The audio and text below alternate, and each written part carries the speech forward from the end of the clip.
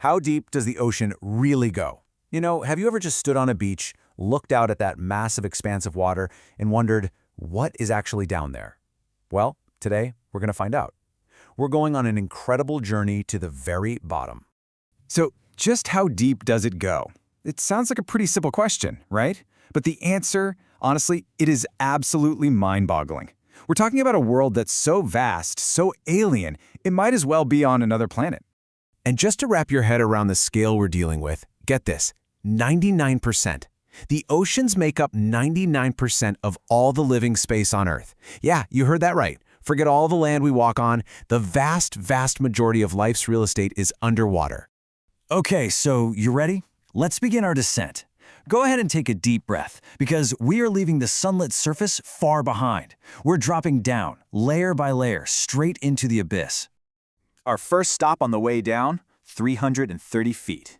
Now this is the hunting ground for the blue whale, only the largest animal on the entire planet. For a creature that massive, this is just a quick dive for a snack.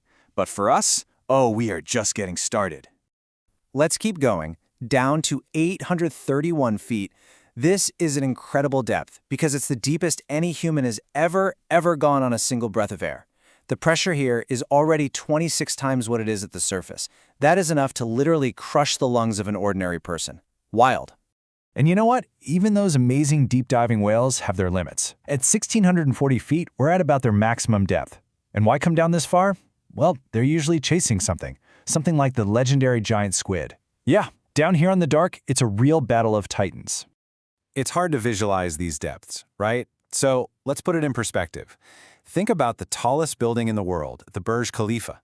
If you could somehow place it right here on the ocean floor, its very tip would still be completely underwater. We are now deeper than our tallest man-made structure is high. Okay, we're at 3,280 feet, and this is where everything changes. We are officially entering what's called the midnight zone. And the name says it all, right? From this point on, there is zero sunlight. Not a single ray of light can make it this far down. We are now in a world of absolute, perpetual darkness. So what could possibly live here? Well, this is where life gets really weird. The water is just barely above freezing, and a lot of the animals, like these eyeless shrimp, are completely blind. They've evolved without sight because, well, there's nothing to see. Their entire world is built around other senses, like touch and vibration. But it's not all freezing cold.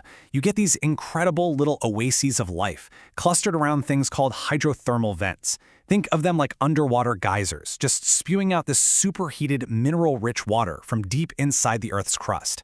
So the surrounding water is maybe 34 degrees, but the water blasting from the vents can be a scorching 800 degrees Fahrenheit. It's this insane contrast that supports entire ecosystems, all living completely independent of the sun. Let's keep plunging deeper. We're now at 12,500 feet. And down here, resting in the silent dark, is a famous piece of human history you'll definitely recognize: the wreck of the RMS Titanic. The pressure down here is it's hard to even comprehend. It's 378 times greater than what you feel right now. It's absolutely crushing. And yet, life finds a way. This is home to creatures like the Dumbo octopus, the deepest living octopus on Earth, just peacefully navigating the dark. The fact that anything can survive here forces us to completely rethink what the limits of biology even are. All right, we're going even deeper. Past 20,000 feet, we enter the Hadal Zone. It's named after Hades, the Greek god of the underworld. That should tell you something. This zone is basically made up of the ocean's deepest, most inaccessible trenches.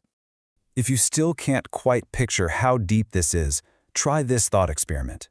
Take Mount Everest, the highest point on land, and flip it upside down and drop it into the Mariana Trench. You think it would hit the bottom, right? Nope, its summit would still be more than a mile underwater. That is just staggering. More people have walked on the moon than have been to this depth. It's true. Only a tiny handful of people have ever seen this place with their own eyes. The very first were Jacques Piccard and Don Walsh, way back in 1960. And then it took more than 50 years for someone to go back.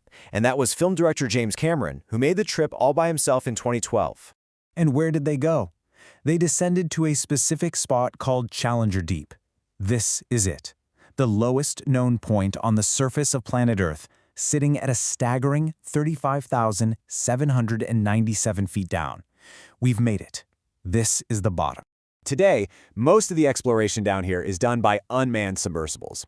One of these robotic vehicles, called Kaiko, collected some samples, and get this. From those samples, scientists discovered over 350 brand new species, and they believe there are thousands more down there, just waiting to be discovered. And that brings us to what might be the most incredible fact of this entire journey. After all this, after all our technology and all our curiosity, we humans have explored only about 5 to 10% of our planet's oceans. That means 90 to 95% remains a complete mystery. We have barely scratched the surface of this deep, dark world. So it really makes you wonder, doesn't it? What creatures, what marvels, what secrets are hidden in that vast, unexplored 95%?